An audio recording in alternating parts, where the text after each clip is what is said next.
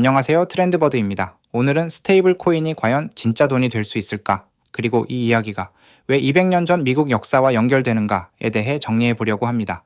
먼저 스테이블 코인의 구조부터 간단히 짚고 가겠습니다. 스테이블 코인은 기본적으로 미국 달러와 1대1로 패깅되어 있다고 주장하는 디지털 토큰입니다. 원칙적으로는 여러분이 발행사에게 코인을 가져가면 토큰 하나당 1달러로 상환해 주겠다는 약속을 전제로 깔고 있죠. 사용자 입장에서는 달러처럼 쓸 수 있는 편리한 디지털 토큰이고, 발행사 입장에서는 거대한 결제 송금 인프라를 장악할 수 있는 엄청난 사업 기회입니다. 이걸 낙관적으로 보는 사람들은 앞으로 스테이블 코인이 수조 달러 규모의 글로벌 결제 수단이 될 것이라고 말합니다. 반대로 회의적인 사람들은 역사를 보면 민간이 발행한 화폐는 결국 문제를 일으켰다고 경고하죠. 흥미로운 건 이 낙관론자와 비관론자 양쪽 모두가 공통으로 인용하는 역사적 사례가 하나 있다는 겁니다. 바로 1837년부터 1863년까지의 미국 프리뱅킹 시대입니다. 이 프리뱅킹 시대에는 지금 같은 연준도 없었고 중앙은행이 통화를 독점적으로 발행하지도 않았습니다. 당시에는 상업은행들, 심지어 철도회사 같은 곳까지 자기들 이름으로 지폐를 발행했죠. 문제는 이 민간 지폐가 항상 액면가 그대로 받아들여지지 않았다는 점입니다. 예를 들어 테네시주의 한 대출기관이 발행한 10달러짜리 지폐를 들고 필라델피아로 가면 어떻게 될까요? 현지 상인들은 이렇게 생각합니다. 저 은행 튼튼하긴 해? 내일 망하면 어떡하지? 진짜 금이나 은을 충분히 갖고 찍어낸 돈 맞나? 이런 의심 때문에 상인들은 액면가에서 20%를 깎은 약 8달러 정도의 가치로만 받아줬습니다. 돈인데 돈 대접을 못 받은 거죠. 이 혼란을 정리하기 위해 1863년 에이브러햄 링컨 대통령은 통화감독청을 설립했습니다. 그리고 분기별로 엄격한 감독을 받는 국가공인은행에만 법정 통화 발행 권한을 부여하면서 이전의 프리뱅킹 체제는 역사 속으로 사라집니다. 이제 시계를 200년 앞으로 돌려보겠습니다. 오늘날 우리가 쓰는 테더의 USDT, 서클의 USDC, 표면적으로는 남북전쟁 이전에 유통되던 민간 화폐와 크게 다르지 않습니다. 우리 토큰은 종이만 없을 뿐 달러와 1대1로 똑같습니다. 모두 이렇게 주장하죠. 그렇다면 자연스럽게 이런 질문이 나옵니다. 이 디지털 민간 머니는 어떻게 해야 19세기 선배들보다 더 나은 운명을 맞을 수 있을까?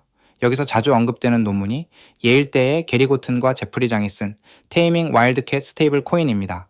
두 저자는 19세기 지폐 시스템을 회고하며 한 가지 핵심을 강조합니다. 바로 화폐라면 사용자가 일일이 실사를 하지 않아도 되어야 한다는 점입니다.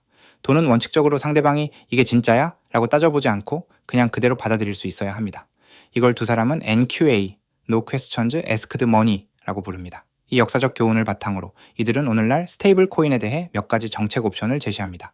첫째, 스테이블 코인의 1대1 완전 지급 준비를 의무화할 것. 둘째, 발행사를 사실상 은행처럼 규제하는 법을 만들 것. 셋째, 민간 코인과 경쟁할 중앙은행 디지털 화폐를 도입하는 것. 하지만 세 번째 옵션인 CBDC는 한때 유력하게 논의됐으나 최근 들어 동력을 잃는 분위기입니다. 도널드 트럼프 전 대통령을 비롯한 미 공화당 측에서 정부의 과도한 통제라며 CBDC 도입을 강력히 반대하고 있기 때문이죠. 그래서 지금은 민간 스테이블 코인을 강하게 규제하는 방향이 현실적인 대안으로 자리를 잡아가고 있습니다. 이 과정에서 등장한 것이 지니어스 법안 같은 새로운 규제 틀입니다. 이 법안의 핵심은 간단합니다. 스테이블 코인은 미 재무부 단기 국채처럼 만기가 짧고 아주 안전한 자산으로 100% 전액 뒷받침되어야 합니다. 또 하나 중요한 포인트는 법이 토큰 보유자에게 이자를 주는 행위를 금지한다는 점입니다.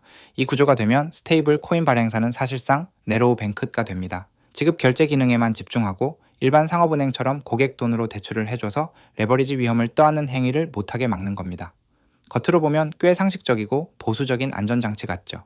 하지만 여기서 반드시 짚고 넘어가야 할 결정적인 차이가 있습니다. 바로 예금자 보호의 유무입니다. 미국의 일반 은행 예금은 연방예금보험공사의 보호를 받습니다.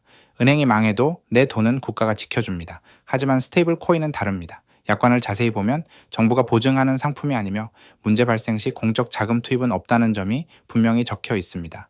이 차이가 위기 상황에서 어떤 결과를 초래할까요? 아무리 법을 잘 지키는 코인이라도 시장에 공포가 닥치면 사람들이 일제히 상환을 요구하는 뱅크런이 발생할 수 있습니다. 이때 발행사는 쏟아지는 환불 요청을 막기 위해 보유 중인 국채를 급하게 팔아야 합니다.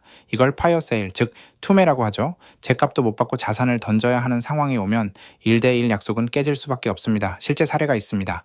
바로 2023년 실리콘밸리 은행 파산 사태입니다. 당시 서클사의 USDC 준비금 일부가 실리콘밸리 은행에 예치되어 있었습니다. 은행 파산 소식이 들리자 시장은 즉각 반응했습니다. 내 돈을 바꿔줄 준비금이 저 망한 은행에 묶였다고? 그럼 지금 1달러로 못 바꿔주는 거 아냐? 이 의심이 퍼지자마자 USDC 가격은 1달러 아래로 추락했고 한때 90센트대까지 떨어졌습니다. 이게 바로 디패깅입니다. 발행사가 아무리 안전하다고 외쳐도 시장의 신뢰가 깨지는 순간 가격은 그 불신만큼 무너져 내립니다. 이 사건이 남긴 메시지는 명확합니다. 스테이블 코인도 위기 시에는 은행론과 같은 디패깅을 피할 수 없다. 그리고 그런데도 은행과 달리 국가가 책임져 주지는 않는다. 이제 결론을 말씀드리자면 지저분했던 19세기 금융 역사가 우리에게 주는 교훈은 이것입니다. 수많은 시행착오 끝에 당시 정치인들은 돈은 공공재, 즉 공공 유틸리티로 다루는 것이 가장 효율적이고 안전하다는 결론에 도달했습니다. 스테이블 코인 참 양날의 검입니다. 혁신적인 기술인 건 맞지만 진짜 화폐로 쓰이려면 역설적이게도 가장 보수적인 규제의 틀 안으로 들어와야 합니다. 결국 스테이블 코인이 성공하려면 탈중앙을 외칠 것이 아니라 오히려 중앙 시스템으로 들어와 은행과 같은 수준의 규제와 보호를 받아야 하지 않을까. 역사는 그렇게 말해주고 있는 것 같습니다. 오늘 트렌드버드는 여기까지입니다. 감사합니다.